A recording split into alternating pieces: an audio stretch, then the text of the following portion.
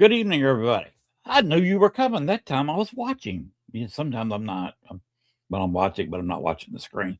There you go. Good evening. I'm your host, Lynn Dorman of the Southern Fried Paranormal Podcast here on All Access Network TV. And usually I say something stupid about this time, but tonight I saw where my friend Dave Scott, who is about one of the king of paranormal podcasters, is having problems with people putting political posts on his Facebook page. Good grief, people, he's Canadian. He doesn't care. He's not a Democrat, he's not a Republican. He doesn't care what you have to say about whatever political party you're pulling for. He doesn't care. His viewers don't care. The readers of his Facebook page don't care. So keep your opinions to yourself, please. Good grief, no matter what they are. Dave Scott's a nice guy. He's one that he didn't get me started in podcasting, but he's one that inspired me to do this. I figured, well, if he can do it, anybody can do it. Of course, don't tell him I said that. Dave Scott's a great guy, and don't torture him with political stuff. Good grief! Even I don't discuss politics even in the parking lot of the Piggly Wiggly here locally. Never see a political sign on my car. You won't see a political sign on my pages, Facebook page or any other page. You're not going to see one in front of my house because I was brought up, keep your politics to yourself. And don't go around waving flags. That's abnormal. That's weird. Normal is maybe a week before the election putting a sign in front of your house. That's about as far as anybody should go. And Christy Richo she hates politics. There's a lot of people who hate politics and will hate you when you get involved in it. And that's saying something as the son of a politician. And I was elected to offices in the JCs, which is about a forbidden thing here. I used to run more JC chapters. I had about 13 or 14 chapters in my district in Georgia in the early 80s. And Georgia now has only 12 chapters in the entire state. So that's how far they've fallen down, which is a big problem. One thing I will say politically, people don't know their civics. People want to hug the Constitution, put a copy on their chest and walk around and never read it. If you want to know how I'm politically, I'm a constitutionalist. If it's in the Constitution, that's the law. And the law should apply to 100% of the people here in the United States, citizens or non. That's the way it was written. That's the law. If you don't like it, change it. But have a rich friend, because you've got to get that through 3/4 of both houses of Congress, and they can't agree on the time of day. You got to get the president to sign it. Then you got to get it passed through the legislators, again, with 2/3 of the state legislatures, and they can't agree on the time of day. You got to have 2/3 of the governors sign off on it to even file a change for an amendment to the U.S. Constitution. So have fun. It will be, if you're 12 years old, you might get it passed by the time you die of 90. And you're going to spend probably $1 billion or so in doing so, because you got to convince a lot of people to vote for it. So good luck with that. But that's the way it is now. The Constitution is covering everybody in this country, citizen or no. And that's the way it's written. And that's as far as I go politically. And that's as much as I'll discuss. Meantime, we have, if we didn't have humans, we'd be bored.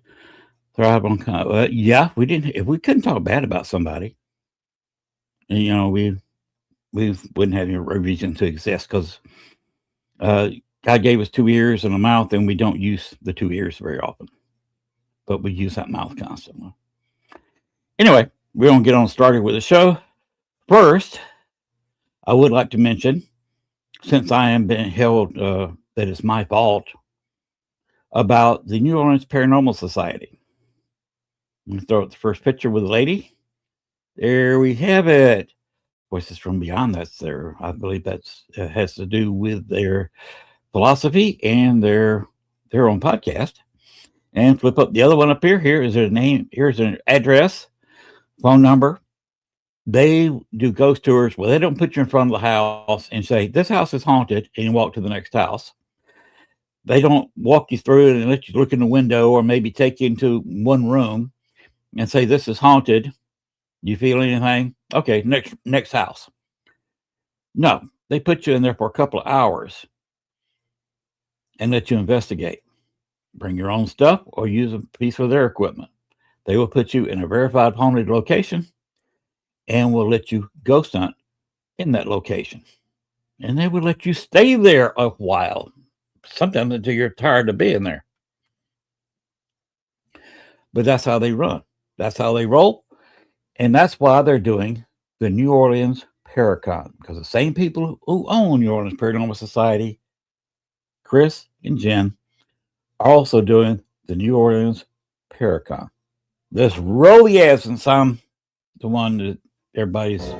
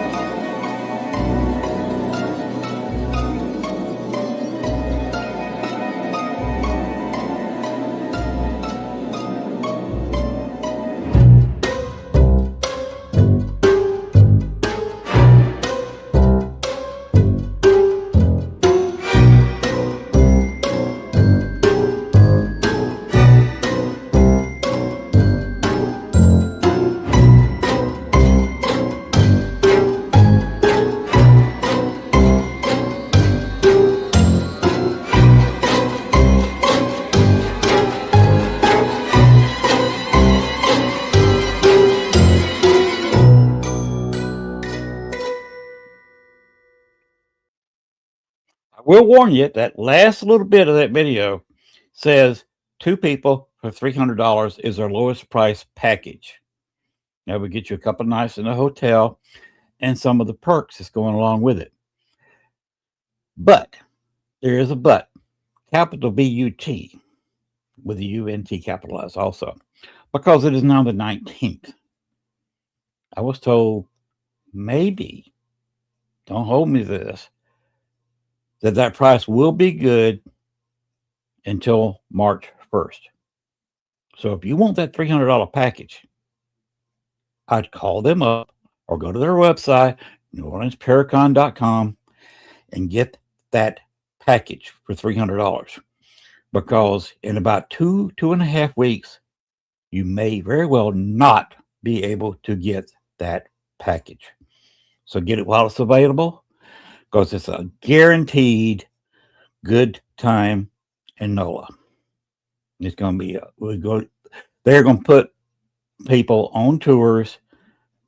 For example, at Andrew Jackson Hotel, they'll put you in there and you will do some ghost hunting in what they call the haunted closet, which is actually a storage area below the most haunted room in the Andrew Jackson Hotel, one of the most haunted hotels in New Orleans, or one of the most haunted cities in the U.S. So you're in one of the hottest paranormal spots in the country. They will sit you down by yourself and let you communicate. with spirits that are willing to talk to you. They're Southerners. They're willing to talk. And you will have a near guaranteed paranormal experience. So that's just one of the places they're going to go. Our own Latriana, who's in the chat room, I see, she will be leading a tour. And tell me if I'm wrong about this, Lee. You will be leading a tour to the Voodoo House. I have been there 4 times. I'm not quite the expert Chris is, because he's there 4 or 5 times a week. But I have been there myself 4 times. That puts me in the often visited category to that location. The spirits there are relatively nice. You don't taunt them, but they will communicate with you. They enjoy a little played music, and they enjoy some good conversation. So you can ask them some serious questions, and they will give you answers. However, whatever kind of device you have, mail, your dowsing rods, an echo box like I use, a ghost box, you will get results. Sometimes you won't get results. The last time I was there, a spirit was calling one of the people on the tour a loser. And with every 15, 20 seconds, sometimes 30 seconds, would call one of the people on the tour a loser. I told them that was rude. They shouldn't do that. And they kind of backed off for a few minutes, but then they got back, loser, he's a loser. So you don't know what you're going to get when you're in that place. So Lee, I hope Lee has got her ducks in a row and is ready to ghost hunt in this location, because she's going to have her hands full. And if you get the tour, ask or check to make sure that you get on Lee's tour. And that's just about sold out. Lee, I don't know if Lee's still in here or not, but her tour in the Voodoo House is almost sold out. So I got called. You see, it happens. These are former people, and they will get on to you once in a while. All right, we are going to go to my opening, and there are several shots in there that were taken from inside Andrew Jackson Hotel.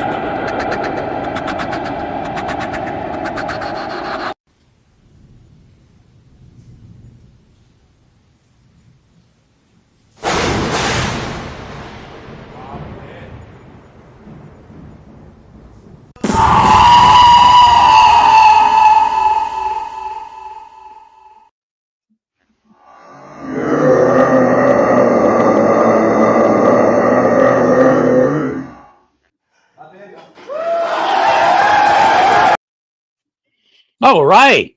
Oh, yeah, everybody can sit down. They can stop the applause. They can just sit down. Good grief, I'm not that popular. Okay, Chris, you Richo, that I like the creaky door too. And of course, the closing video is also a creaky door at the end of my closing video, made on Canva. So if I can make a video on Canva, anybody can make a video on Canva. In fact, I think an average 5-year-old could probably make a decent video on Canva. So if you want to learn how to make videos, there are several programs out there you can go to. Canva is one of the easier ones. So you can go there and for free. practice making videos, and if you want to get some more nicer graphics, you can go ahead and give them a yearly fee. I think it's $125 or a whole year of using their site, and you can get the better graphics. The graphic for tonight's show was actually made using Canva. The advertisement for the New Orleans Paracon, that video, the entire video was made, including sound, and the ghost pictures was made on Canva using some of their stuff. So yes, the Murder Castle, H.H. Holmes and I have a past that wasn't that nice. Somebody told me I may have changed his ways, but he come at me wanting to do bad things, and I had to reprimand him, to say. Anyway, we're going to get on with the show. And yes, Nancy Noonan Kelly, you said bad enough to be called a loser, but by someone has passed, yes. There is a woman there and Lee's going to have to deal with this if she shows up, that sometimes comes in there and does taunt some of the people on tour there. So that may be something Lee has to deal with, and Lee can handle that. But we're going to bring our guest out, tell you a little thing about her. She's a creator and host of Paraplex's Into the Obscure social media and engagement lead with Tribe 3's Cryptid Convergence. Also a History Alive cast member. This lady gets around. She is very busy. Kara Phillip. Hello. Hi. How are you? I'm good. I am very busy. Yeah, you look fabulous tonight. Thank you. And you and I don't know each other very well, even though we've both been in the paranormal for quite a while. Yeah. We've never really talked. So if we go back and forth a little bit, everybody was sorry. We don't. Karen and I really don't know each other. No? You saw a little bit what I've been into with the intro.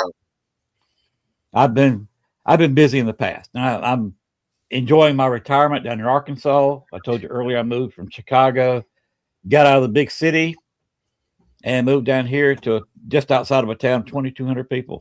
Oh my goodness. And I am retired and enjoying it. The wife's retired. We live in our retirement cabin in the woods. Sounds beautiful. I don't know, maybe one day, but I like all my peopling, so I don't know. And Gwen's always telling me the wife is going to end up killing me one night, but we've been married 25 years almost. And she was born and raised on the south side of Chicago. Oh, so south suburbs. So for people that actually live here, I'm not claiming Chicago, but for anybody a little far away, then I do. But south suburbs my whole life. I lived in Michigan for a little while, and then I came back here. Oh, so you're in the south suburbs of Chicago. Mm-hmm. Which you don't want to tell us what town? I spent a lot of time in Joliet, so I'm pretty far out by now. So once upon a time, it was not even a suburb. Like now it is, right? Like eventually everything becomes a suburb. So you're not that one whole city. You're not that terribly far from Baxter's Grove, then. No, I was much closer growing up. I grew up in Oak Lawn, and I went to Mother McCauley, like if that gives people some geography. And that was a lot more. It was a pretty common high school, late night visit. I think the first time I went during the day was, after a few years had already passed. That was really unusual then. I think it's a lot harder to go at night now.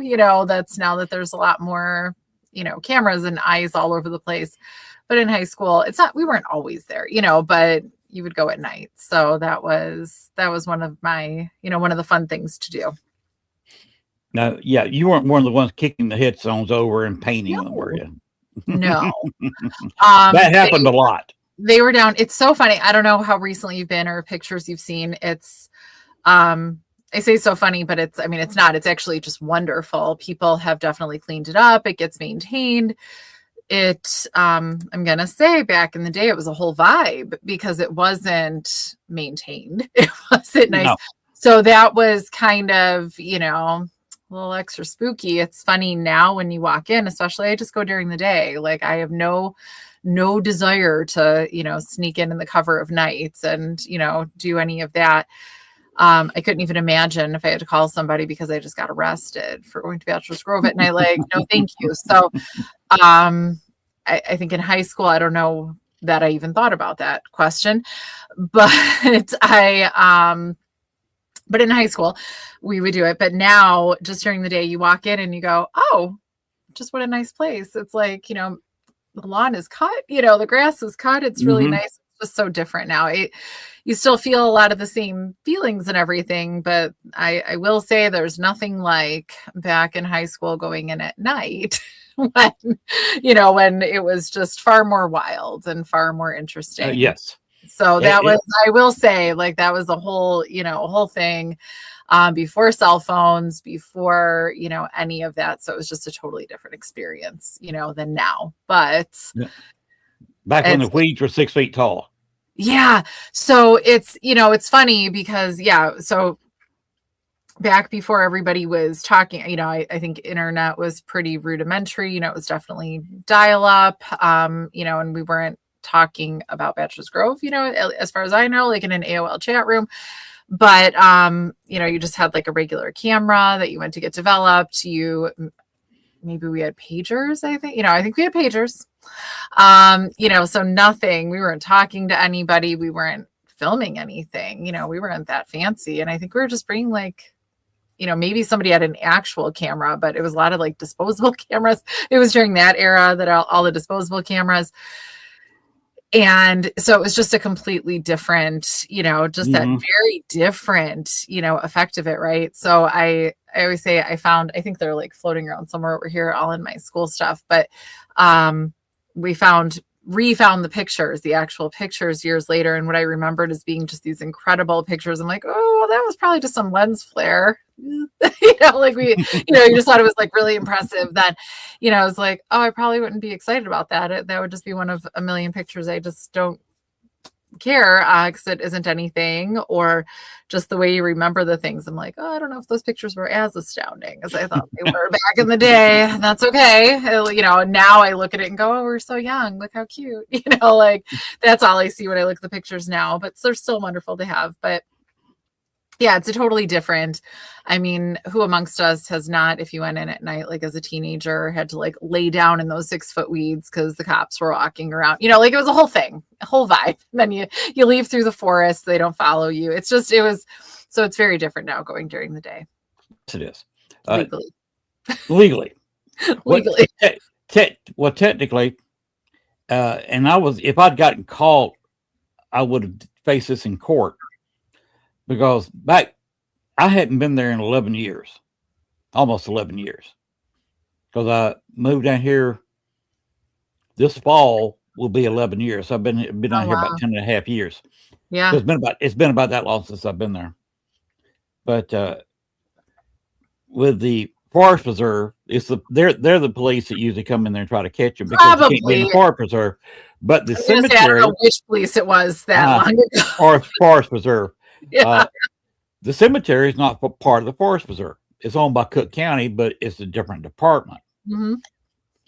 And is a abandoned cemetery, unused cemetery, still under the you can't be there after dusk and before dawn rule. If it's not used and it's not an active cemetery and been closed for a couple of decades, does it fall under a cemetery rule? And if you go into the cemetery, walk through the Forest Preserve, you can't get to the cemetery without crossing Forest Preserve. You can't do it. Correct. But if you cross over and go into the cemetery before dark and you don't leave until dawn, then you're not actually breaking Forest Preserve rules because you're not in the Forest Preserve. And would you do that though? I don't think I would. If they catch you in the cemetery, they've got to call the state troopers because you're in a cemetery after dark, which is technically a state offense because you're breaking a state law. And then you can say, well, Judge, the cemetery has been abandoned. And at that time, it was about just after I left when the county first started admitting they owned it for years. Since it was willed to the county in 88, 89, when the last owner died, it was in a will for the cemetery to go to the county. For Interesting. years, they denied it because they didn't want to have to pay insurance. You know, this is Cook County now. You know how that goes. Yeah. They didn't want to pay liability insurance for it. So they just denied it and hoped nobody got hurt. And if somebody got hurt, they would have to do a trace as to who actually owned the place to sue the owners for, you know, their broken leg or whatever. Interesting. I wouldn't even think to sue somebody if I hurt myself there. That wouldn't even be like a thought. No, I just go to the hospital. I tripped over something and broke my leg. Yeah. I wouldn't even try to explain. I was climbing on top of a headstone and fell off of it. I don't climb on headstones, so no. But no, that's okay. So, but would you spend the whole night? And if not, what would be the reasoning? Well, I kind of cheated on that. Before I left, be 11 years ago, April. Okay. In a couple of months. It'd be 11 years ago. Gail dropped me off there. You know, the long path. You got to walk about a quarter of a mile to get to the cemetery. Down the road. Down the old Mytholodian Highway. Mm-hmm. And she dropped me off there at the two towers, the twin cell phone towers. She dropped me off there at 5 o'clock in the afternoon. She didn't pick me up she went into the parking lot across the street at 8 o'clock next morning. Yes, I spent the night in the cemetery. No transportation home.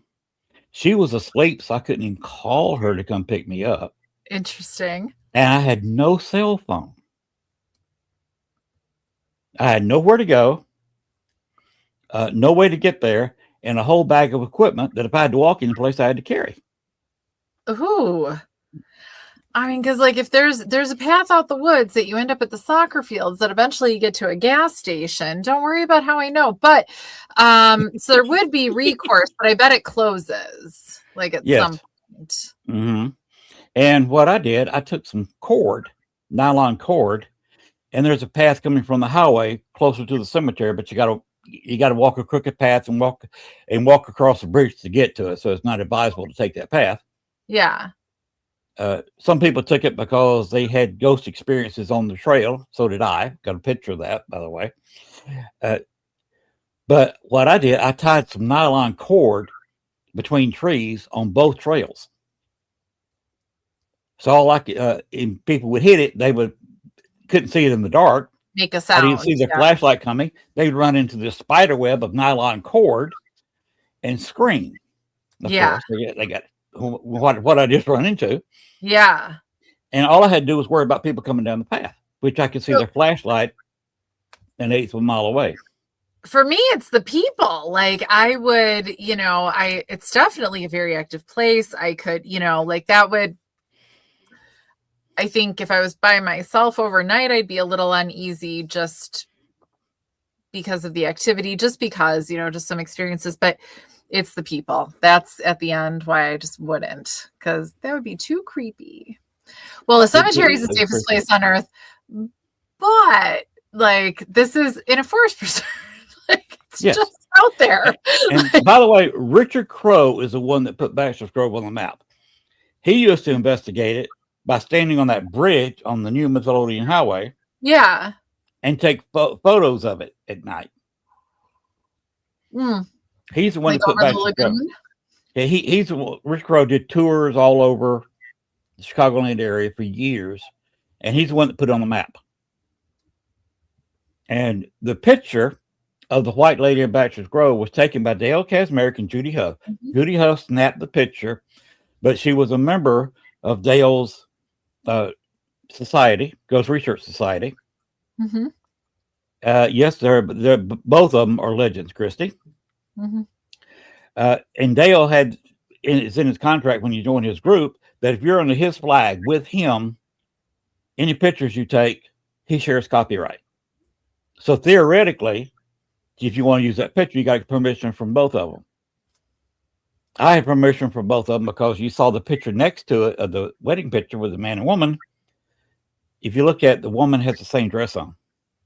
Oh, I was like trying to look, and I was like, I'm not going to see it fast enough. That's Judy's Bank. Yes, that's the same woman, and that's Amelia Patrick Humphrey. Oh, how cool! And the picture next after that in my intro, it says Libby May buried Bachelor's Grove. That's a handwritten note from John Humphrey about his firstborn daughter, who died 11 months and 4 days old. That was he founded a nearby town, and because he was a state senator, the most powerful man in Cook County outside of the city of Chicago for several decades. And the new town, the cemetery wasn't ready for burial in 1865. It wasn't ready for burial till 1869. His firstborn daughter died in 1865. So they put her in the Patrick, his wife's family's plot in Bachelor's Grove. And when they exhumed half the people that were buried, they exhumed over 200 bodies out of Bachelor's Grove Cemetery. They did not exhume the Patricks because there was no living Patricks or Humphreys in the area. So when they announced the cemetery is closing, the owner has died. If you want to come get your relative, you pay for it. Again, Cook County. You hear that a lot from me. I lived there for 14 years. I figured it out. But she is still buried there. That's not infant daughter, is it? 11 months and 4 days old. That's their firstborn child. Well, no, like the headstone. No, that's completely different burial plot. I was like, I didn't think so, but I was like, no, you're talking about the big headstone deep inside over by the pond, and that's the largest. They got several family members still buried there in the largest plot in Bachelor's Grove. The Patricks, when you walk into the gate, you walk. You remember where the fork tree was on your right? Mm-hmm. In front of that fork tree, right by the path, that's where the Patrick plot was. Well, still is. Well, where she's sitting, like, is that her plot where she's sitting in the picture? No. No. In fact, that stone that she was sitting on, right, is not in proper place. Okay. And it's unknown where the proper place is. There are no records. This has been researched painfully. And you cannot find a picture of where that stone should be. It got pushed up there. Somebody was trying to steal it. Probably got tired of rolling it, I guess. I'm sure it's very heavy. Because it's not even near a grave. Yeah. Somebody was trying to steal it. And that's as far as they wanted to get with it. And we don't know. Nobody knows where it goes. It could have been gone with somebody who's got exhumed and not really go anywhere unless just another piece of empty ground. But it's unknown where that goes, so they just leave it where it is. Interesting. I mean, yeah, there's no better place to move it. That would be interesting. And by the way, that picture was taken in 1992 by very fast, high speed, infrared film, 35 millimeter camera. And that's what Judy Huff was using when she took that picture. Yeah, no, it's amazing. It is legendary around here because we all y'all very much, all of us, I mean, just even in the Chicago area, like we definitely are very familiar with it. Yes. I used to hang with the legends. I went to one of Richard Crow's last events, his last John Dillinger event. In fact, I'll tell you where it was. And his last one, that's in July, of course, the shooting of John Dillinger. He died in June. So he was preparing to do his usual annual July event at the alleyway. But he didn't live long enough. He was in the hospital for a while and died. He had a urinary tract infection. And while they were checking out what was wrong with him and his urinary tract, they found cancer, a highly Oh. active cancer that ended up killing him.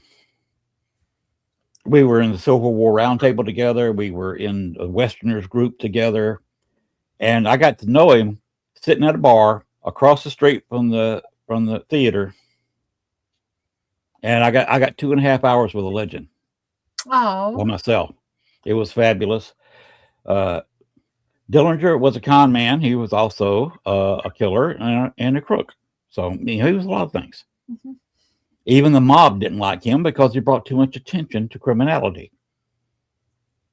He did bring a lot. The mob makes most of their money on the hush hush. Yeah. They don't like to talk about it. They didn't like Capone because he was too popular and too out there. Yeah. And they after Capone, they were trying to put everything hush hush. Let's keep this quiet and not talk about it. And Dillinger brought heat down on them. Mm-hmm.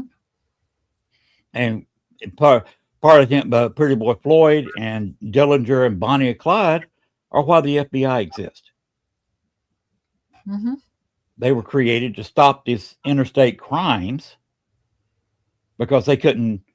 If they were chasing, say, Bonnie and Clyde in Arkansas, they crossed down to Louisiana. The Arkansas people couldn't chase them in Louisiana. And when no radios in the cars, they couldn't go radio ahead and call Louisiana and say Bonnie and Clyde's crossing the border at so-and-so city. So it was a whole different time back in the 20s. It was. It's so crazy to think, that they just, Bonnie and Clyde is a good example. They just drove around. People knew who they were.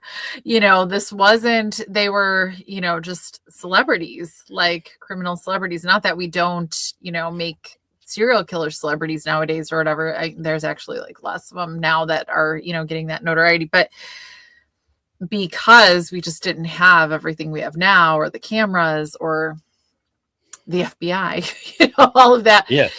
They just got to kind of do whatever for a while. And that's a wild time. Like, that's so interesting. Because that just isn't what it is now.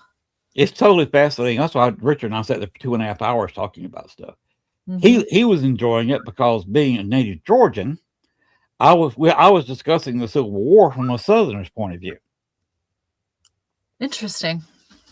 And I was used to doing that because in college, we were doing, in a speech class, we were doing speeches on various things. And the person in front of me did a speech on how Sherman shortened the Civil War by doing total war and terrorizing civilians in his march to Georgia. Because he wasn't so much fighting an army and trying to destroy a Confederate army. He was going through there because Georgia fed the Confederacy. You take Georgia out of the war, and Sherman did, the army's not going to get fed. Lee's army started going hungry from that point on till they surrendered. And in fact, it was one of the major reasons they surrendered, because their food was gone. Interesting. Because Sherman burned it. And she was talking about all the good things Sherman did. And the first thing I said, look, as a native Georgian, this is not what I was taught in school about Sherman. He didn't do all this stuff. He sat there and he burned crops, he burned buildings, he terrorized civilians, he stampeded women and raped cattle. And the whole class lost it. I thought we were going to have to get the teacher off the floor because I said that backwards. That's what I was stampeded women and raped cattle. Like, I was going to be like, that seems like. And actually, that's a joke from Blazing doing some work. Like, I was a little confused. I was like, he was really doing something there. But sure, I mean, cattle abuser. Who am I to say what he did or didn't do? I don't know. I wasn't there. Yep, I studied the Civil War. Christy, it brings up a nice. She says she feels for Bonnie and Clyde. People who've written books on Bonnie and Clyde will tell you real quick, they were a product of their times. They were both brought up in abject poverty. Yep. Their families were the old Southern expression, didn't have a pot to piss in or a window to throw it out of. Mm-hmm. Literally. Yeah, that was a little sick on my part, but it was it was funny in class. Anyway, they went into crime and started penny ante robbing places. Her first husband, that she never got divorced from, by the way, little trivia on Bonnie. She when she was shot, she had a wedding ring on. It was her first husband's, and she never divorced him. Of course, that was a product of the time. She never really had the money to divorce him.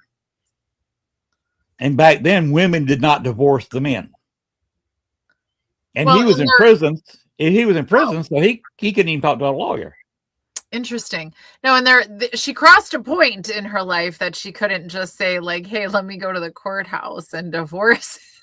Like, Right. You there couldn't came walk a into the point courthouse because where you'd be she was, arrested on the you wouldn't get out of the courthouse. You'd be arrested, yeah, put in the jailhouse down in the basement, and that's all they'd have heard of you. yeah. So Ugh, that was a little trivia on interesting. them. By the way, I went to the Ambush Museum, and the museum, the very first part of the museum is a cafe where Clyde went in while Bonnie sat in the car. She was injured, by the way, battery acid, had burned her leg. He Yeah. went in there and got some sandwiches and something to drink, and took it back out to the car, and then hit a road, made a right hand turn, made a left hand turn a few miles, and about 8 miles going that way from the museum is the spot where they got shot. Oh, wow. I've actually been there and sat the stool Clyde sat on when he made the order is still sitting there, and I sat on that stool for about 15 minutes Oh, how interesting. just to get the feel. And went to the spot and got both of them to say something. Bonnie did not want me there. All I got from her was go away, go away. Clyde said, Hmm. uh, I did it because I did not want to go back to prison. I mean, there's a point that you just full send, like you're committed and you're on your Mm-hmm. path. I wonder, do you think she said go away to you because it's you or you're a man or whatever? Or is that just for everybody? Like, don't be, Well, go. she was nervous because Clyde was a little bit hot tempered and didn't like men talking to her at all. Okay. So that So reasonable. it could be you have a very legitimate point that I can't even begin to debate because Yeah. it's very possible that was the reason. Or she might not like me, or she might not like anybody there. She might not Well, like that's, being yeah. I just disturbed. wonder if it's like everybody. She's like, no, that's where this happened. No, go away. Or if Mm-hmm. it's just, hey, don't talk to me. He's not going to like it. Like maybe where, and who knows, I can't speak to this.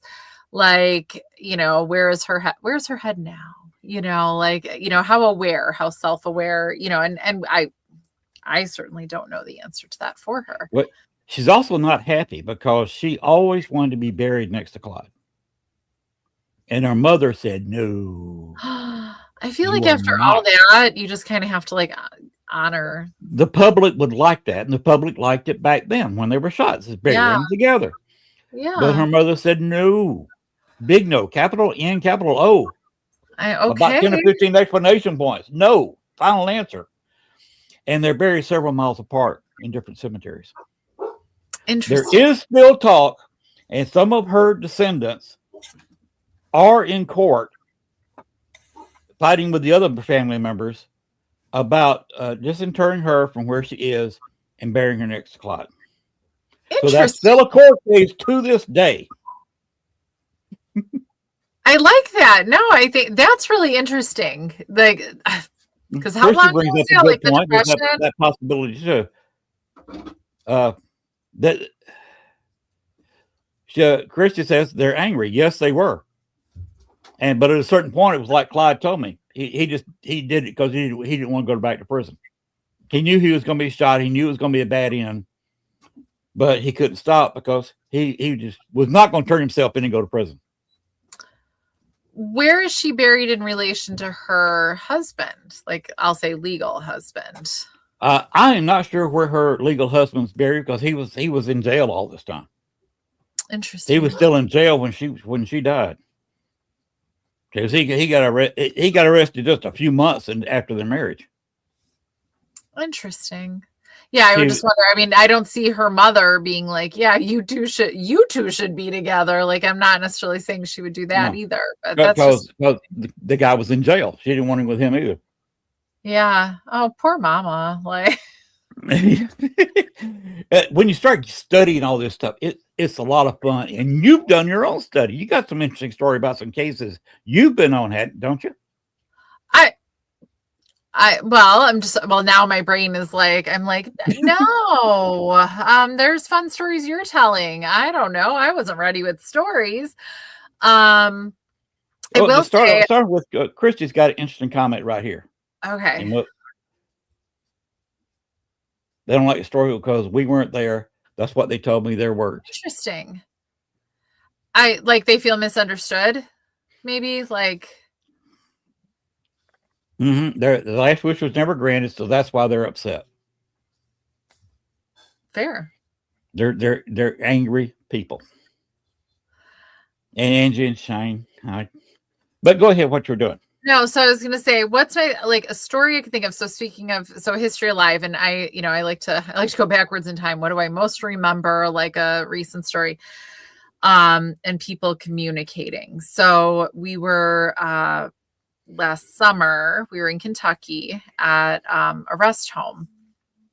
And, I'm going to say a little bit from my perspective, I'm going to call it I'm kind of like, well, middle of nowhere, but I mean, there were literally people living on the street. Like there were humans around living there, but there weren't food businesses, whatever, weren't close by.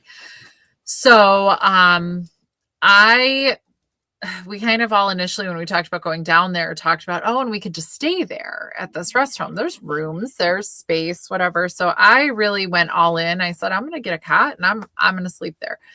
Turned out it was also super duper hot weekend everywhere, So now it was bad in Chicago. So by the time we drive pretty far south, for a while into Kentucky, it was real hot.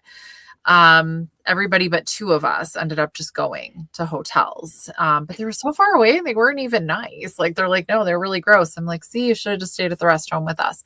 So two of us stayed. It was just real sweaty. And I loved every second just being so immersed. I was like, that's what I would rather do. So it's not, that's why I say when I ask about Bachelor's Grove, it's not that there's spirits there, I don't want to spend the night. It's just literally the humans, right? I can't control for humans in a forest preserve. So, but in this rest home, I probably couldn't control for humans either, but it seemed like it. Thank you. So we're at this rest home.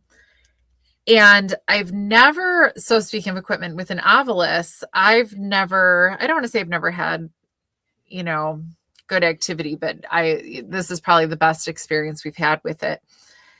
And we've had other stories there, but this is, I think, the coolest story of somebody just wanting to share their story. And speaking of where people are buried. So the Ovilus started saying things, kind of just pointing us in a direction. And it would, even basic stuff, because it's just words. It would be leaves or, different things. And, eventually we kind of would follow and it would answer really intelligently, just kind of back and forth. And we ended up kind of following instructions from the Ovilus and, some other clues. And we ended up in the yard and there were two people buried.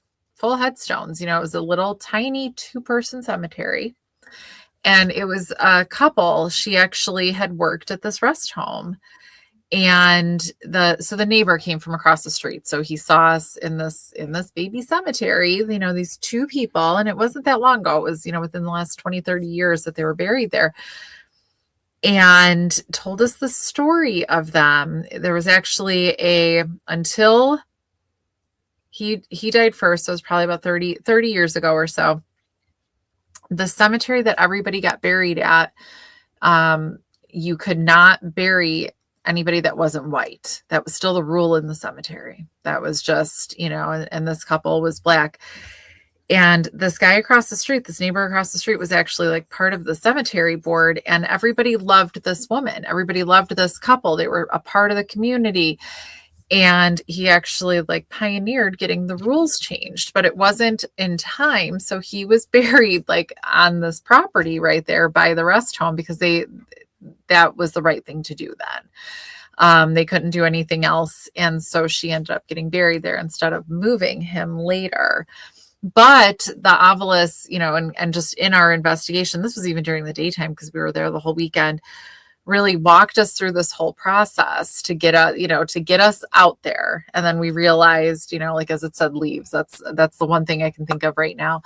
The leaves on his headstone. And then there was like some other stuff that were on hers, and, just really all tied it together and, to really get us to hear their story and be able to share their story. And it was just the coolest experience. So thinking of couples, that's probably why I'm thinking too, like with Bonnie and Clyde. But so this couple got to be buried together just by themselves in a tiny little cemetery set aside because of, the rules of the time. But we got to hear the story and we get to share the story. And so that's probably like, that's what I'm like thinking of the most, that I'm like, these investigations lead you to a place that you learn more. And it's, about just history in general and context and the times. Cause I know for me, maybe it's a little bit of a northerner thing. I was like, that was like 30 years ago and it was still segregated. Oh boy. Mm-hmm. I didn't, that was a little surprising. That was definitely a lesson to learn for myself. In my hometown in Georgia, the schools were not, they were segregated, but completely separated, black and white. They were not integrated until school year 1971. Oh wow! My sophomore year in high school was the first integrated year. Wow! I mean, my freshman year, our high school, and show you how big it was. The freshman class was over 900 people. Oh wow, that's a good size. And that's not even counting the sophomores, juniors, and seniors. Yeah, no, that's a good size. There were 2 black people in the entire school my freshman year. Wow! And both of them were freshmen in that freshman class. And of course, the sophomore year was everything starting over because it got changed. It got changed to who's closest to what school, but you got to maintain a 70-30 relationship. That was the percentage of black white in the town. So that's what they went for in the school, 70-30. So they had to set up, okay, we got too many white people in this school, ship them over here.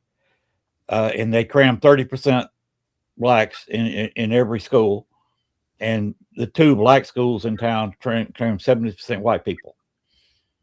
And that was not done until the start of my sophomore year, fall of 1971. Wow. And when I was at elementary school, there were separate water fountains for the janitors. No. Yes. And their water fountains were not on a cooler. They were just a water fountain coming straight out of the wall without the cooler part. It was just a water fountain not attached to a cooler. So it was straight tap water out of the wall. Wow. Where the whites got the real water cooler where it was you had nice 70-75 degree water coming out. And because I was like, our tap water is always pretty chilly, but we're we're a little further north. Like once you get a little further south, it's just warmer. You get in the middle of Georgia in September, or when school starts ending, toward the end of May. That water coming out of the ground is not that cold because it's been 90 degrees plus for a month. I never even thought of like, I will say, like, you see pictures, I did not think about the cooler part of that. Like that's, yeah, no, I guess I didn't notice like in the pictures, the lack of, but I've seen that. You're right. That's, wow. So yeah, no, it's an interesting thing. Like, so I think these spirits wanted to share their story. Apparently, it was a great love story and they were just wonderful people. And I think they just wanted to share. They were so excited. People were, wanting to know the story. It's a location that was, kind of newly being investigated. It was, it's not one of the places that a million people have gone and investigated. So they wanted to share their story. But I love that we got to learn so much more, and, kind of put it into that context. And, even them sharing their story and, the neighbor coming across the street and telling more of the story. And then even just this conversation, leading to like these discussions and, all of us learning more and having these conversations. So I think they really wanted that told. And so I loved that, so speaking of couples and, all of that, that's the story that I'm like, this story, because it was so amazing to us. Like just the whole time we're like, this is incredible. This story getting told. Studying couples is absolutely amazing. The couple I was talking about earlier, John Humphrey and Amelia. Amelia Patrick was her maiden name. His wife Amelia. He was having an affair. He got a secretary when he was elected state senator. Of course, he had his own business to run, household to run, and he had to run. He was trying to run Cook County, basically was. And of course, he had a secretary. He was immediately having an affair with the secretary. It was a loveless marriage to start with. It was arranged by their parents. Okay. Two of the richer families in the area at the time. He was having an affair with this secretary for a couple of decades. Oh. And when Amelia died in 1881, 6 months after his wife dies, he marries the secretary. I mean, he waited 6 months at least. I feel like we got to give him some credit after decades of being with her. In their burial plot, he's in the middle. On one side is his first wife. On the other side of him is the second wife. And on the other side of the two wives are the children that they bore him. I mean, they spent their lives sharing him, right? So might as well do that now. That whole thing is not happy. John hates my guts because I got his wife talking. She thinks it's hilarious because I aggravated him. Well, I'm one of the very few investigators who actually got to the Humphrey house, their home that John built. And several of the relics from the family are there. Oh. I went into his bedroom, and you've done this. You know what I'm talking about. A trigger object. Yeah. Trigger objects, for everybody who doesn't know what that is something related to the person you want to trigger, whether it's a gun you want to talk about. Some people walk into a prison with a cigarette and use that as a trigger object. I was in his house, in his bedroom, and his hat, John was only about 5'4", 5'5", vertically challenged. I'm 5'9", I'm a little bit over 5'9" and a half, close to 5'10". And I go into his room. He wore this top hat, and it was not a silk hat that England tried to make after they started running low on beaver pelts. It's an original beaver pelt top hat. Wow. So what I do is sitting there on his bed, I pick up, and this is not a replica. This is not somebody else's hat come from another attic that is put there. He wore a hat like this. Dude, this was his hat. I put it on my head and wore it for about an hour and a half, 2 hours during the investigation. Oh, wow. Oh, what he was way mad. He appeared partially in front of me, tried to intimidate me, kept walking towards me and backing off. And finally, he just walked past me and just and faded away. Oh, guess what shirt my wife is wearing? She just got out of the shower. She put on her Bonnie and Clyde Ambush Museum shirt. What if you're going to dance in front of me? Take the shirt off. She just gave me an ugly look. But she, without really hearing our conversation, she went and got the souvenir Bonnie and Clyde T-shirt. How cute. She got a triple X. So she wears it as a just a house shirt. Aw, Well, love we've been married 25 years, so we go back and forth. it. But I don't even remember what we were talking about. Oh, the hat. She These got mad they about had it was that. like couples, but yeah, they had. Amelia just thought it was hilarious, and that's when she first started talking to me, and that's where Libby May started play. I had a special K2 meter with a temperature probe on top of it, and Libby May got to where she'd play with it and try Ooh. to play a tune on that thing. And I talked to one of the creator of it, and I stuck it in the refrigerator and pulled it out, and I got a tone, but it was high pitched and not very loud. The only way you can make it really sound off loud is to put your fingers on the probe and hold it with your fingertips. And that's what she was doing. She was raising and lowering the temperature of the probe Oh, and playing a tune. I love that. And that's how I got Libby May talking to me. And yes, a 11-month, 40-year-old child that died could, after 100 years, learn how to talk. About 100, about 150 years, actually. She died in 1865. Hmm. Yes, and she finally managed to actually move. She followed me home once and figured out how she could actually move out of the grave because her mother showed up every night right at dusk to come pick her up and take her out, so she wouldn't be subjected to what you're talking about at night there. Oh, that's really And, cute. yeah, she would actually open a portal from where she was, the other cemetery, about 2.5, 3 miles away, and Oh, would portal her way to that cemetery, pick up her child, and fade away. oh, that's adorable. That's why Ghost Adventures didn't want to use that story. They investigated the place. They were given my phone number, said he's got the latest information. He's done some incredible stuff here. You might want to hear his story. But they got a little bit of the storyline that it was, in fact, not horrible. It was not demonic. It was simply a love of a mother for her firstborn child. That's all it was. Yeah, And the Ghost Adventure said, no, we're not going to use that. it's not on brand. It's not quite. It's not their brand. Yeah, it just isn't. That's yeah. I wouldn't expect them to use that. And that's what that is.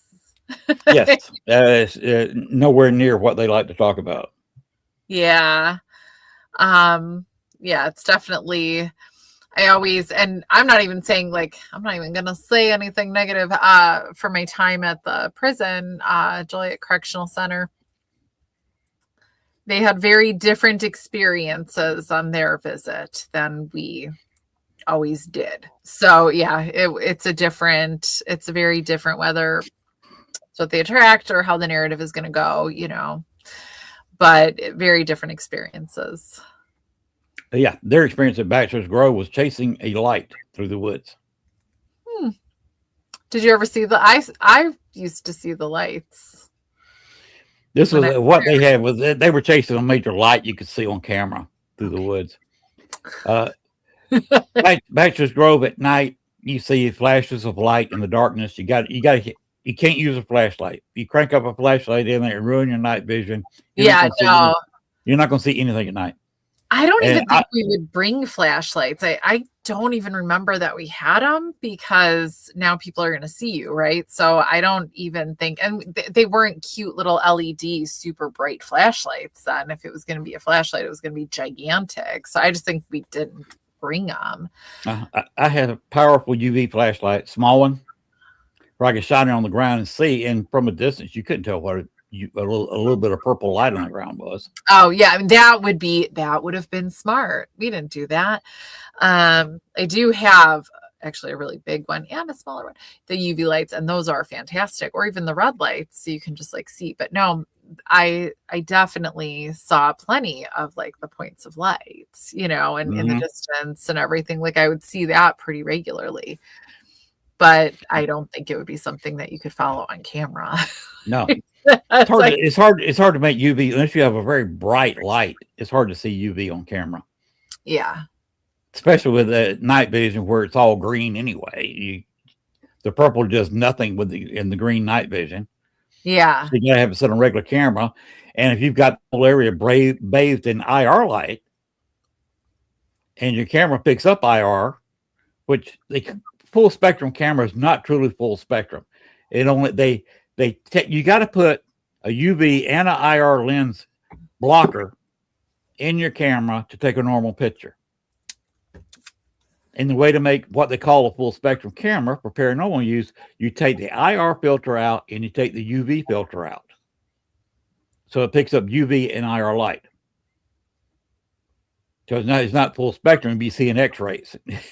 yeah, But that the IR picking up all the IR light is, even if you just got a little bit of light in the background, or it's going to overshadow your UV. yeah,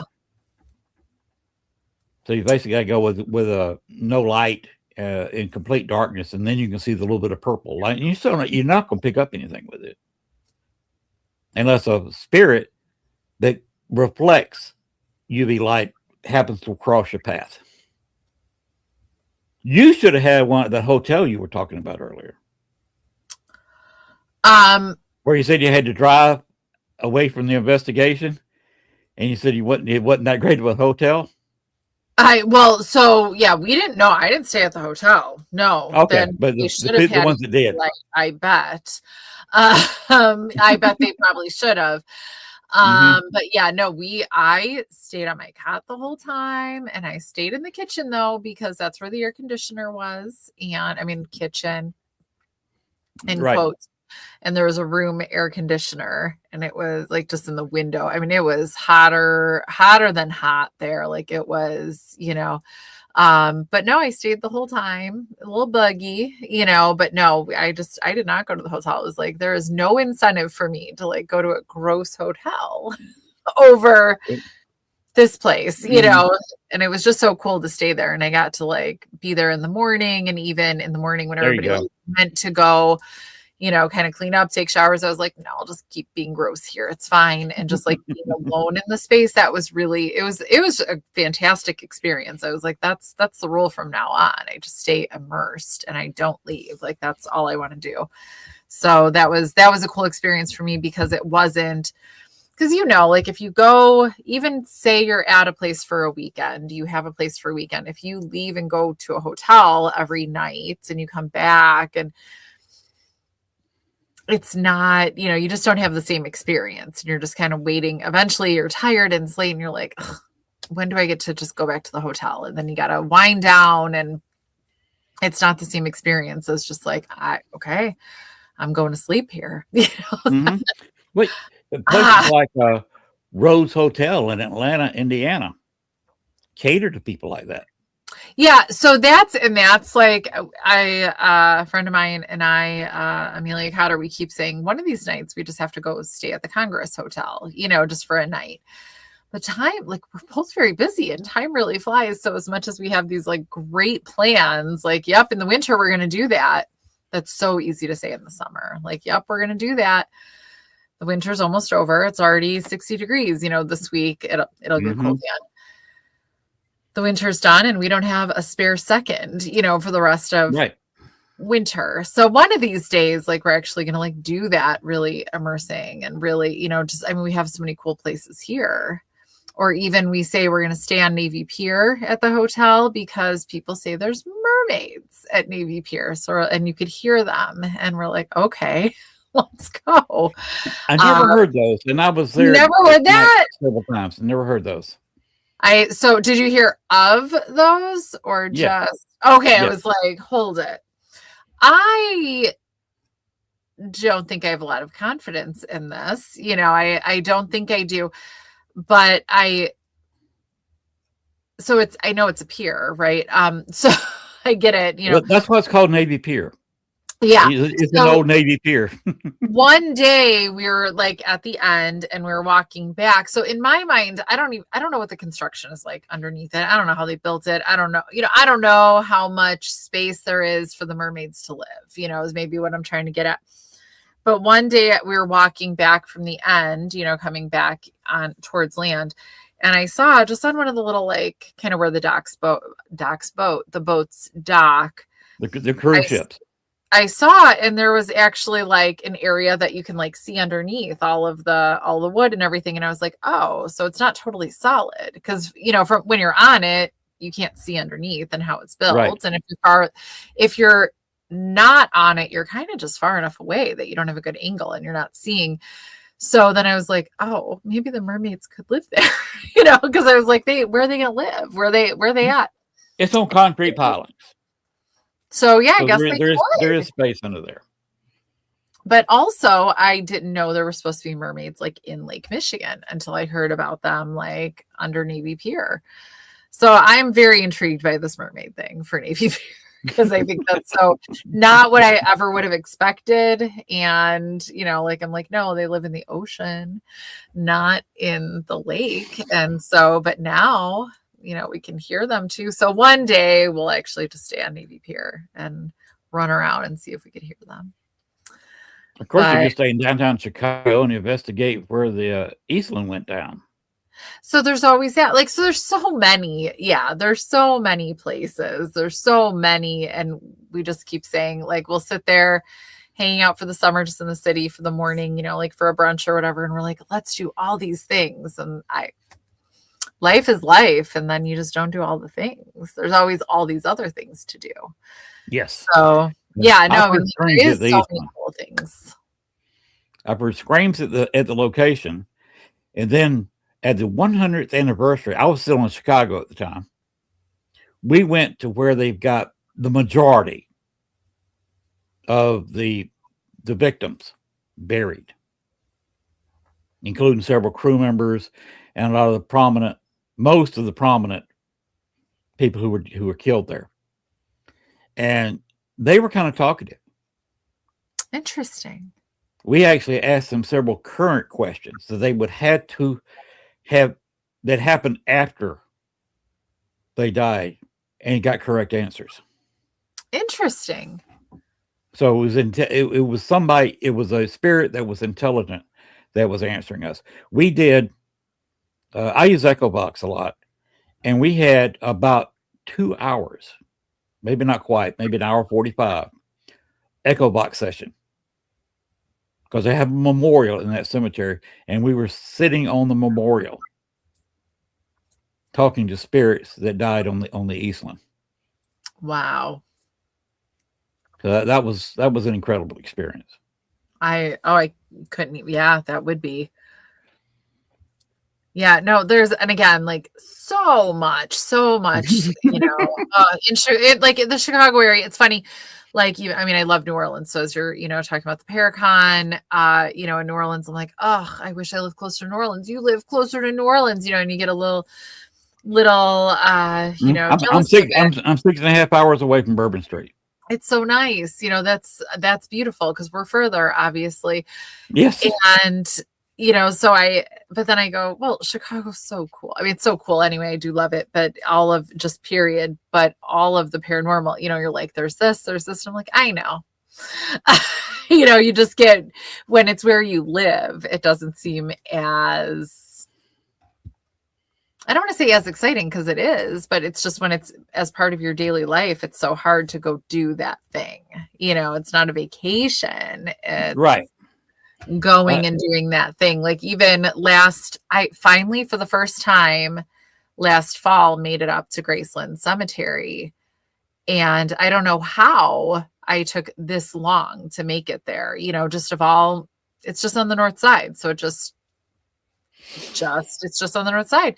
And I finally went and I was like, it's not that far. It's not that bad, but it was still a whole day off of work. It was, and so it's just so funny how like when it's not a vacation, when you have to fit it in, it's kind of tough.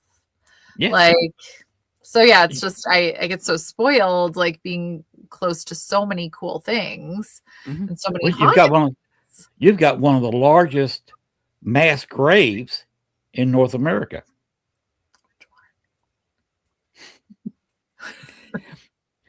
Oakwood Cemetery, Oh, in South Side Chicago. okay. Anybody who was anybody from the South Side of Chicago was buried in Oakwood Cemetery, Okay. including the Confederate soldiers. The between 4,000 and 6,000 Confederate soldiers who died in Camp Douglas are buried there in a mass grave. So where's it at? We have an Oakwood in Joliet. Like that's why Okay. I'm like, This is Oakwoods plural okay. cemetery. This just south of the University of Chicago. Okay. That makes okay. Because I was like, I'm stuck on like the one that's like right here. And I'm going. They were originally buried in Chicago Cemetery. Okay. Do you know where Chicago Cemetery was? Lincoln Park. Lincoln Park. They were originally buried there, exhumed in 68, 69. Mm-hmm. They were taken straight down the road, past where Camp Douglas was, where they died, and south of the now University of Chicago. And they buried them in a circle, just from shoulder to shoulder in a circle. And they ran out of space in the circle, covered them up, dug another trench, bigger circle, filled that up, dug a third trench and another circle, and put the rest of them in the larger circle.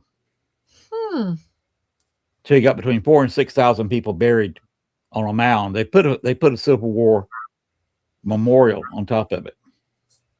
Now, Christy, this was Civil War prison camp. All these people died in 4 years of a prison camp. Okay, so they buried them first in Lincoln Park and exhumed them. When we say like they lined them up, like so no coffins, just some shoulder to shoulder, gross bones. Mm-hmm. Because I'm like, how deep, like in what stage? Like if they're digging them up to like, well, they've been dead about 3 years. So just enough to be super gross. Yes. Okay.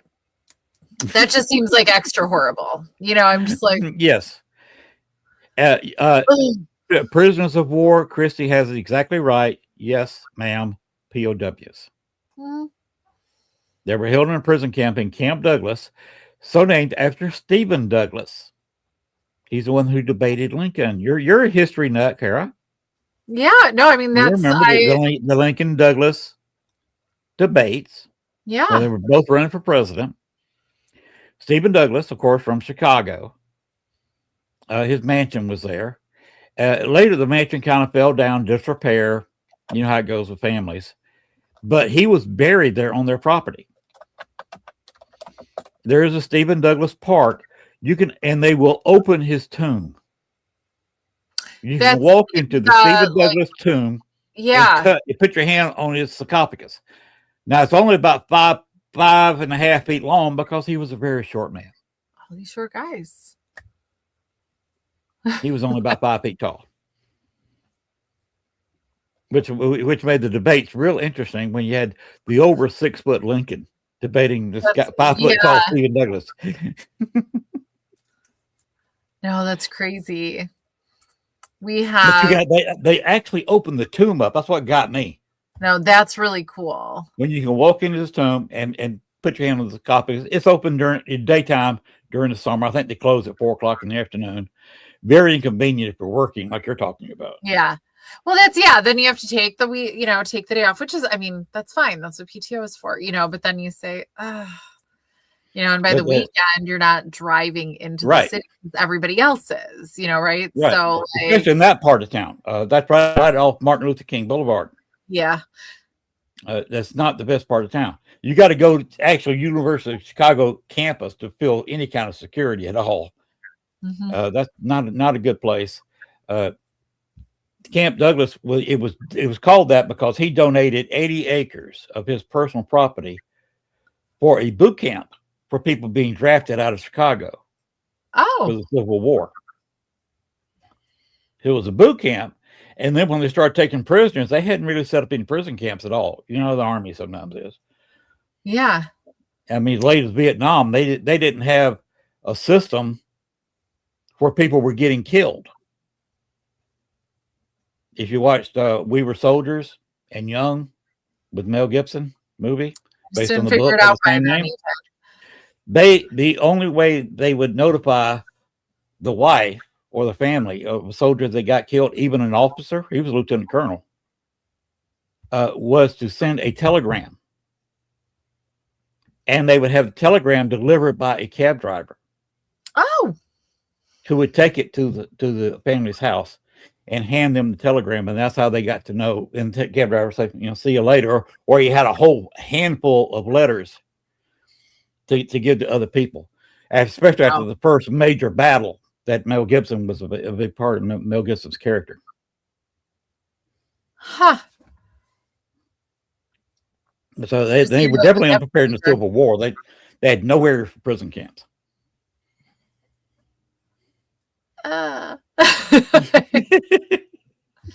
Things were horrible once. I mean, Yes. one could argue they are, but a different kind of horrible.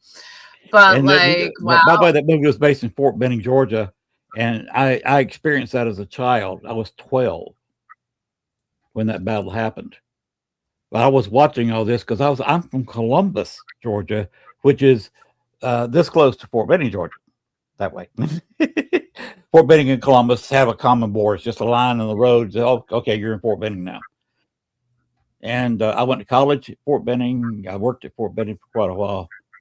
So it was, but I lived through those notices taken by cab drivers, and the cab drivers were across the street from my father's business. And I met some of those guys and said, oh, that's the creepiest damn thing they'd ever done in their lives. Yeah. Is take one out there. Finally, during that battle, they were having all these notices being sent out.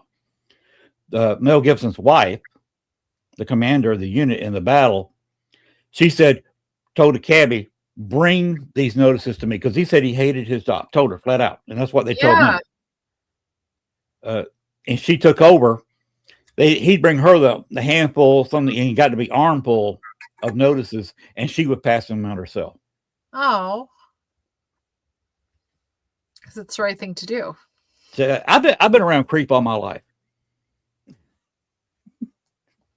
Yeah, no, that's really no, good for her for like making that better choice. I love that.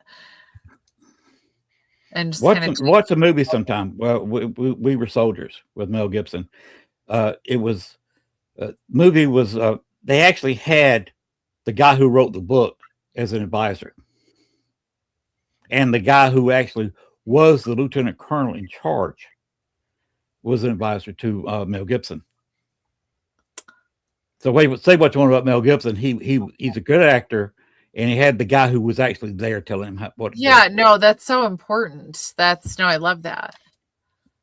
I love that.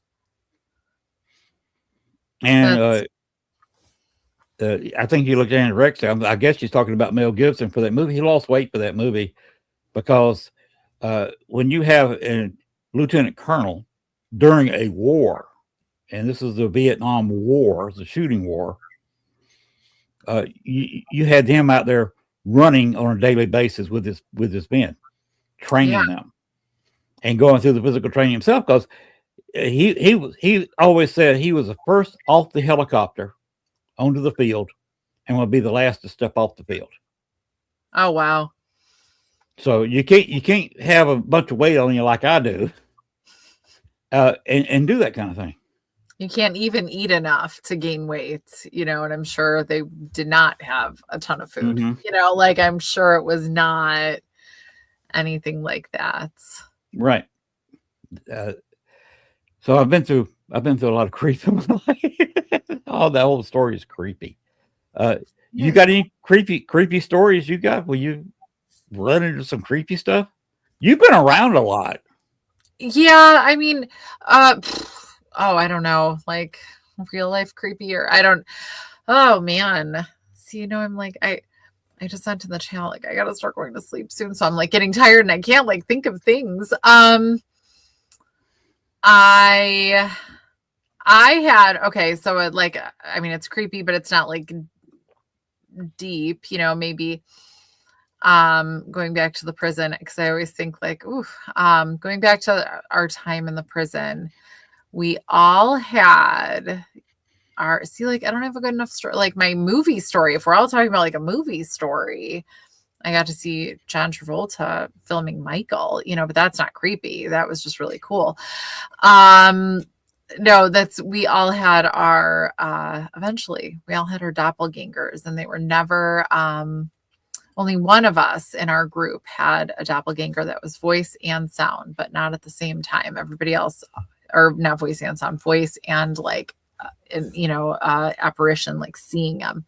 So the rest of us just had one or the other. So, but it would mimic like what we would do or like what we would say. So that was like our creepy thing. And we would make kind of decisions based on like what we heard or saw, that we'd walk further in the building or do whatever. And we always think like, that's so creepy. Like, what did they want us to do as it was leading us into the building? We won't know. I don't know if we'll get back, but so my doppelganger, I don't know if it's embarrassing. My doppelganger never tried to lead anybody anywhere or draw somebody further in the building. It was just leaning on a wall, looking at the cell phone. And I was like, guys, that's it. That's all she was doing.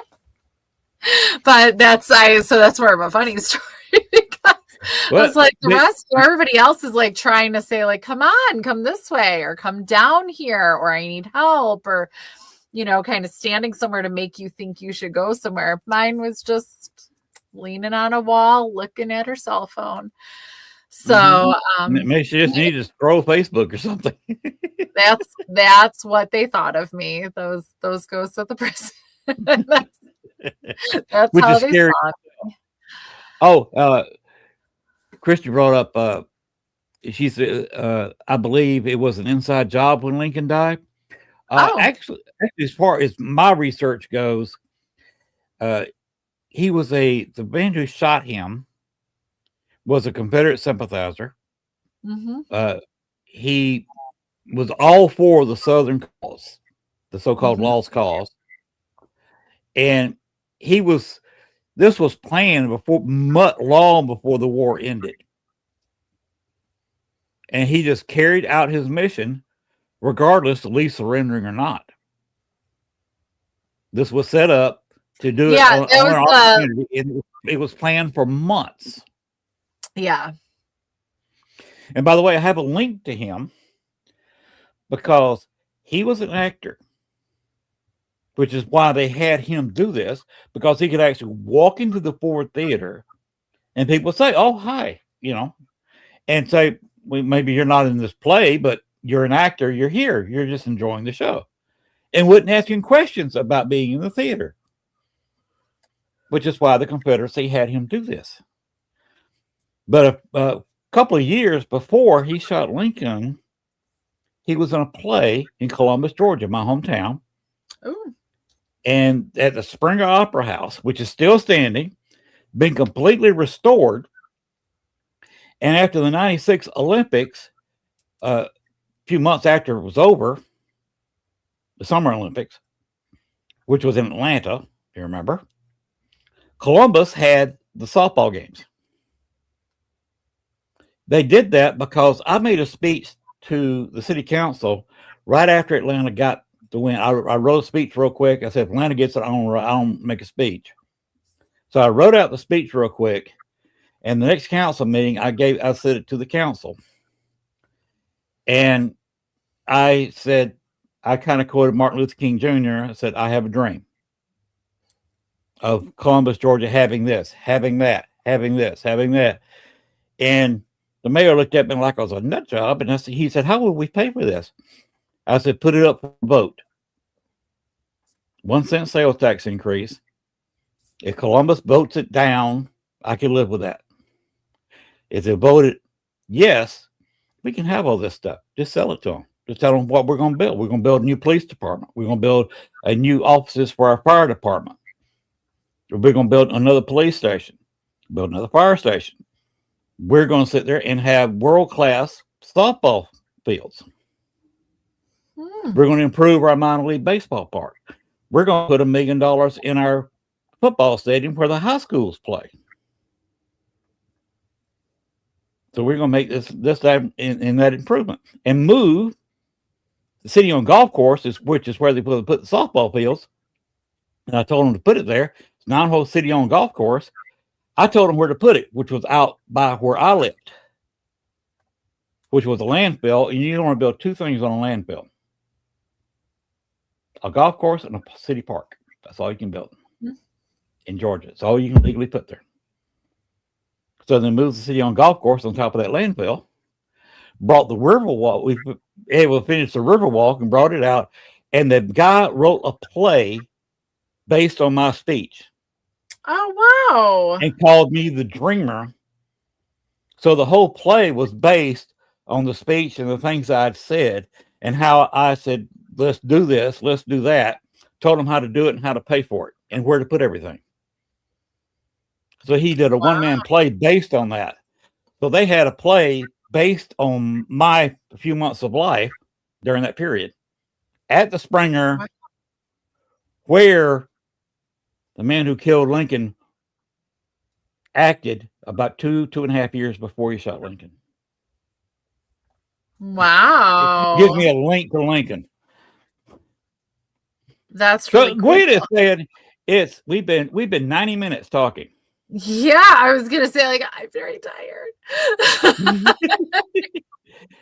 You know what my secret is? I sleep till lunchtime, then I take an energy drink. I wake up at 4:45 every morning and then go to work. I went to bed this morning at 4:00. Yeah, no, I wake up very soon from now. What do you do? I am a nurse, but I went administration. So okay. Which hospital? Not a hospital. Oh. I left hospitals altogether. It's a jail. Oh. Yeah. Okay. It's a fun time. I enjoy it. Mm-hmm. Yeah, you go through a few locked doors every morning, don't you? Not too many to get to where I have to get, but yeah, if I start going further in, yes, that's, then we go through the airlocks. I mean, airlocks, literal airlock, but yeah, that's definitely. You don't carry a gun or a knife to work. What was that? I said, you don't carry a gun or a knife to work. No, I cannot. No,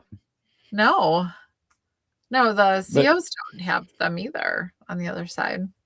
Gwen's trying to get us out of here. Where can people find you? People can find me just at, I want to say just at Facebook, so that's not the only place, but Facebook is Kara Phillip, Instagram and TikTok, Kara Phillip Official. And sooner rather than later, we will be at Days of the Dead in Chicago. So at the Marriott, O'Hare Marriott. So follow Days of the Dead Chicago this March is the 6th, 7th, and 8th. So coming up really soon for Cryptid Convergence. So follow us at Cryptid Convergence. And I'll be sharing posts from Cryptid Convergence also. So you can find it there. And we're there every March and November. So I'm excited for us to be there in March. So we get to kind of, be there with everybody else. It's we're used to Paracons that have a lot of people that we know all the time. But in this case, we are kind of the group of the paranormal. So that makes it really interesting. There's kind of a core group of us, sometimes new guests and everything, but we get to be bringing the paranormal to a bigger audience. So that's really interesting because when you go to a regular Paracon, everybody knows who everybody is and what you're going to expect, but it's different, at these. So these are, one of my favorite events of the year, going to the Days of the Dead Cryptid Convergence events. Well, if you run into Nick Millay, tell him I said hello. Okay. You know him? Will I be running into him? Do you even know him? Nick Millay he's a ghost hunter based out of Chicago. Oh, Mulae? Yes. Oh yeah, he'll be there probably. Yeah, no, I do know Yes, who he is because I was like, yes. do I pronounce it that way? I don't know how he pronounces it, so I don't know. Malay, Nick Malay. Yeah, His I dad's never. Paul. Paul's Yeah, his father. An attorney, actually retired now in Chicago. Uh, yeah, no, he's wonderful. Yeah, I see him yes, at most yes. of the events that we're all at. And if you see Amelia Cotter, tell her I said hello. I mean, that's the Amelia I'm talking about. Yeah, that we. Hmm. I will see Amelia. Yeah. She's a sweetheart, and at one point I was her favorite photographer. All right. So I hung around for several years with When I text her in Amelia. the morning, no, we call it our podcast. We leave each other like long messages because we have different, actually not that different schedules. We both wake up early. We both go to, like it's very similar, like awake and sleeping times, but our commutes are different. Everything is different. And so we just leave each other voice messages back and forth. My husband would be like, why don't you talk on the phone? I'm like, because that's hard. Our schedules are so different. So like when, and sometimes we're really busy, and sometimes, like, so we could just kind of like leave our thoughts and our, everything. And sometimes they're really long. Like we leave whole podcasts like for each other. Then we just get to listen to each other talk. So yeah, this Yes. is normal stuff we do. You can do that with Amelia. Yeah. She is one of my and Gail's favorite people in the world. Oh yeah. I mean, she's definitely one of my favorite people in the world for sure. We the two of us both love Amelia. I love being at events with her, like seeing how many people love her, and I just warms my heart, and I love it so much. I did a nighttime investigation with her. I was down there with Amelia, Dale Kazmarek, and Greg Koss. Oh wow. That's an all-star group. You get me teamed up with Amelia, Dale, and Greg. That's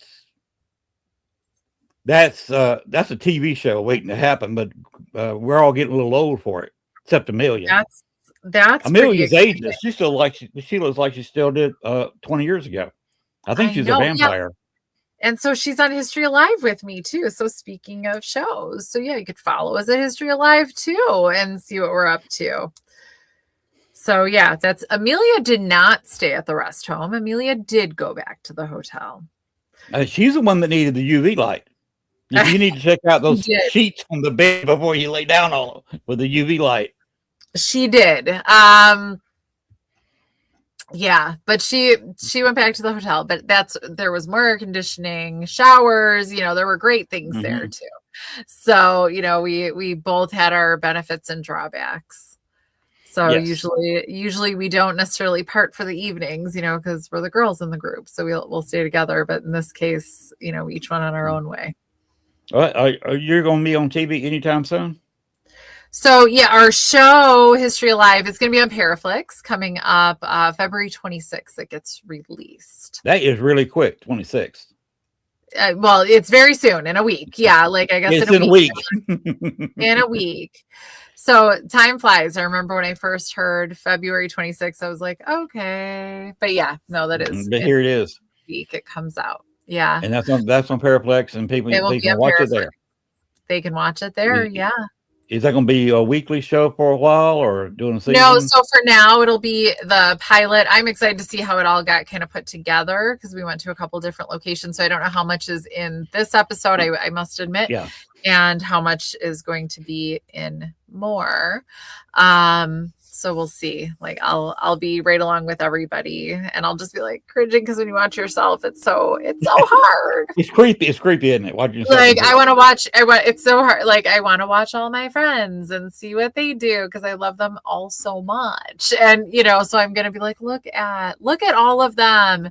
But then I'll say something or move my body, and I'll be like, who is that? Oh, So yes. I don't know. I don't know if I could watch it. I like for real because it's a whole thing. I have still never watched myself on 2020. Or excuse me, Snapped. I've been on 2020 and Snapped, and I hadn't watched either one of the shows. Yeah, no, it's hard. Even just like if I'm like 2 seconds on something, like by now I could hear my voice. I could do stuff. I could edit short videos and stuff, but like an actual somebody else edited it and it's on actual TV now. I'm like, ugh. I did watch myself on when I was on the CNN headline news. Vengeance. I did watch that one, and I was on True Crime. I watched that one. Okay. But 2020 and Snapped, I did not watch that.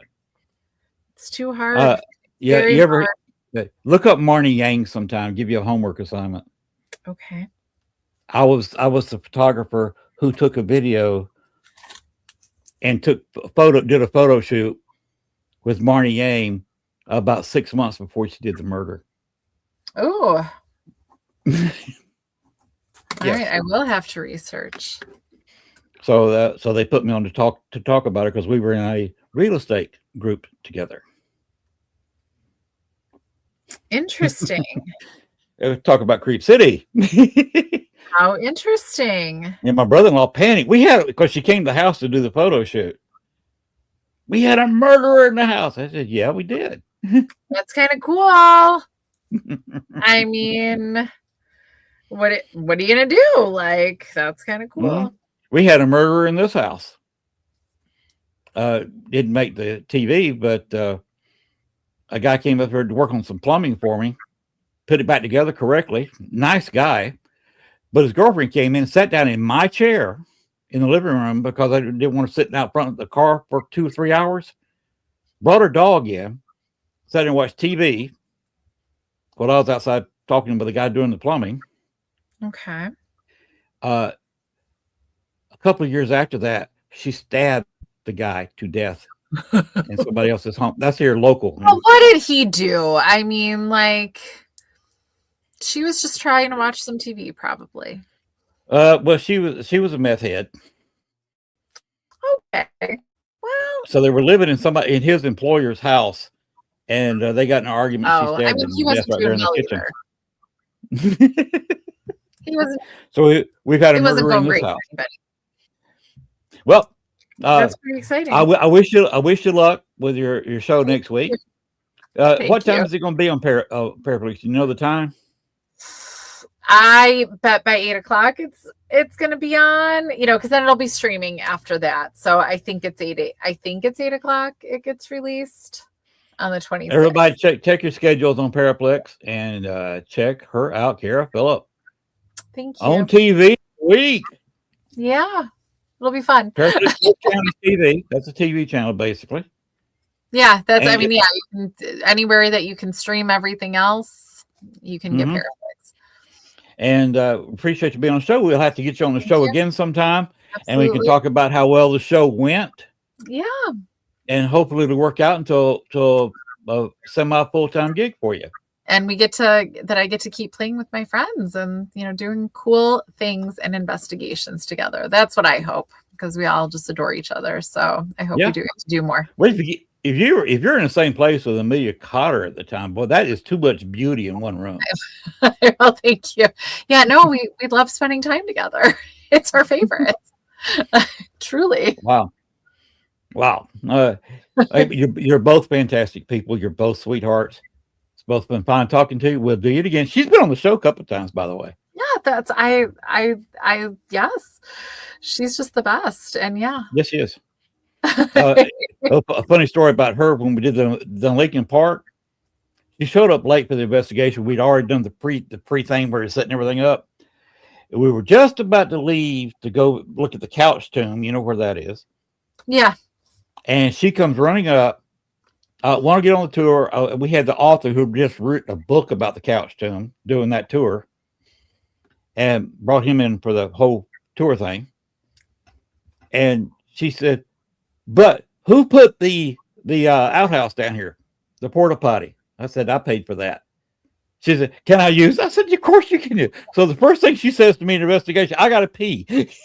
I mean, because she had to get all the way there. I mean, that was completely appropriate and important. Yes. and she had to do it before she walked all the way to the couch too. Yeah. I mean, what we were at the clubhouse, that building kind of in the center of the park. That's where we set base camp at. Right there at the softball fields. Yeah, no, so thank God there was a porta potty there. Yes. And she had to walk all the way to the couch too. Yeah. But yeah, that's a little funny story with Amelia. She's fun to be around. I love her. She is. I do. I truly, yes. Like she is one of my favorite people, and we're so excited to see each other in a few weeks. Well, I got to have you back on the show again. You got some interesting stories. Thank you. We've both been to common places in the Chicago area. It's fun covering all that with you. Thank you for appearing.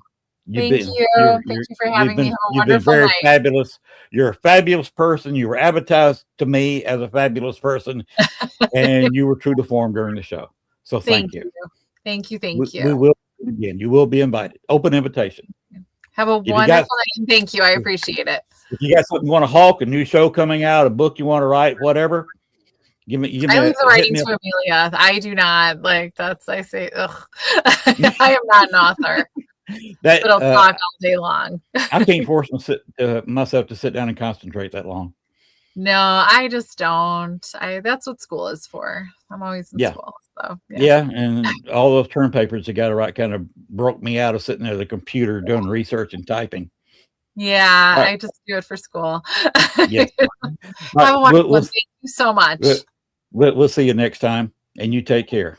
Thank you. Bye-bye. Sleep well. Now, we'll be chatting if you want to hang around. Gwen and I'll be talking a little bit, but you need to go to bed anyway, so I'd say just go straight to bed. Bye. Thank you. Tell your husband I say good night. I will. So, good night, Sarah. Goodbye. All right. We are going to sit there and play my closing, please, Gwen.